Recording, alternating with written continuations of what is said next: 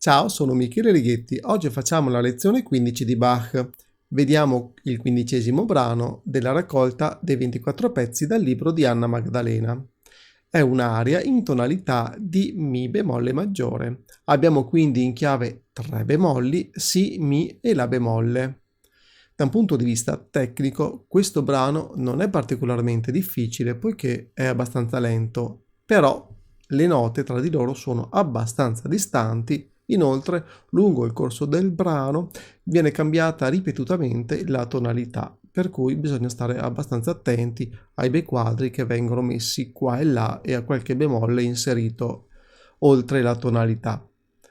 Inoltre ci sono anche due trilli che comunque, essendo lenti, possono essere fatti con grande tranquillità.